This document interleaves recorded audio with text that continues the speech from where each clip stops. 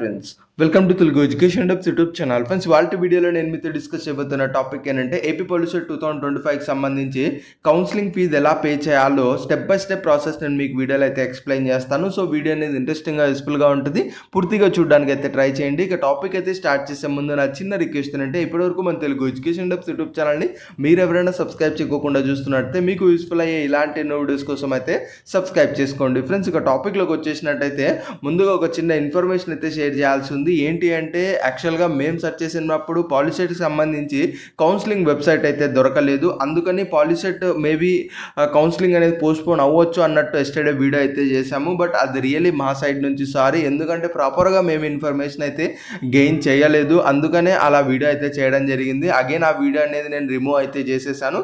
But చెప్తున్నా కొన్నిసార్లు మా సైడ్ నుంచి కూడా మిస్టేక్ అవుతాయి. బట్ అలా ఎవరన్నా ఏంటి సడన్గా కౌన్సిలింగ్ చేంజ్ ఆర్ పోస్ట్పోన్ అని చెప్పి మనకు వీడియో వచ్చిందని ఎవరన్నా అనుకున్నట్టయితే రియల్లీ సారీ, ఎందుకంటే అది మా సైడ్ నుంచి మిస్టేకే. నెక్స్ట్ టైం ఇలాంటి మిస్టేక్ రిపీట్ అవ్వకుండా మేమైతే ఖచ్చితంగా చూసుకుంటాం. ఇక ఈ టాపిక్ మనం గమనించినట్టయితే ఫ్రెండ్స్, ఈ యొక్క కౌన్సిలింగ్ ఫీజు పే చేయడం అంటే జస్ట్ సింపుల్గా ఏంటి అంటే మీకు ఏదైతే రిజిస్ట్రేషన్ ఫీజు ఉంటుందో ఆ ఫీజు పే చేసిన తర్వాత రిసిప్ట్ వస్తుంది కదా, ఆ రిసిప్ట్ వరకే మనకు ప్రాసెస్ అయితే ఉంటుంది. తర్వాత ఆ డాక్యుమెంట్స్ అన్ని తీసుకొని హెచ్ఎల్సి సెంటర్కి అయితే వెళ్ళాల్సి ఉంటుంది.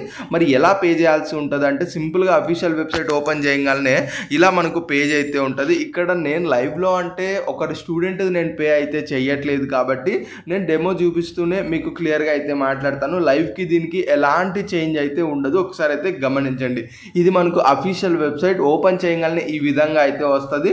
సింపుల్గా ఇక్కడ ఏంటి అంటే మనకు ఇదివరకు మార్నింగ్ వీడియోలో చెప్పుకున్నట్టు పే ఫీ ఆన్లైన్ అనేది యాడ్ అవుతుంది అని చెప్పాను కదా, సేమ్ అదే విధంగా పే ఫీ ఆన్లైన్ అని చెప్పి ఇక్కడ ఒక ట్యాబ్ అయితే యాడ్ అవుతుంది.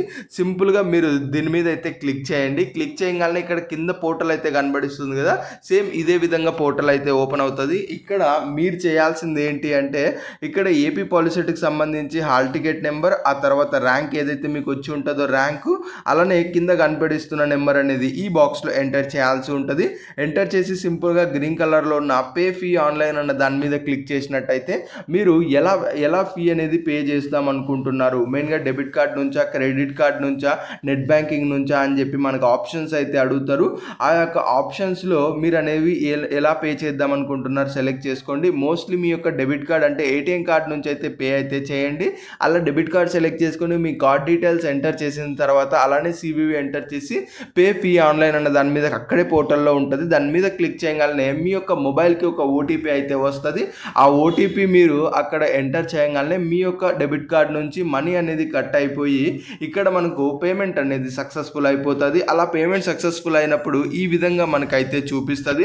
సింపుల్గా గుర్తుపెట్టుకోండి, ట్రాన్సాక్షన్ సక్సెస్ఫుల్ అని అయితే అయిపోతుంది. తర్వాత మీరు ఏ యొక్క ఐడి నుంచి పేమెంట్ చేశారో, మెయిన్గా హాల్ టికెట్ నెంబర్ కానీ, దాంతోపాటు మనకు రెఫరెన్స్ ఐడి కానీ, ఆ తర్వాత మనకు దాని యొక్క స్టేటస్ కానీ, మనకు ఓవరాల్గా దానికి సంబంధించిన డీటెయిల్స్ అనేవి ఇక్కడ అయితే వస్తాయి.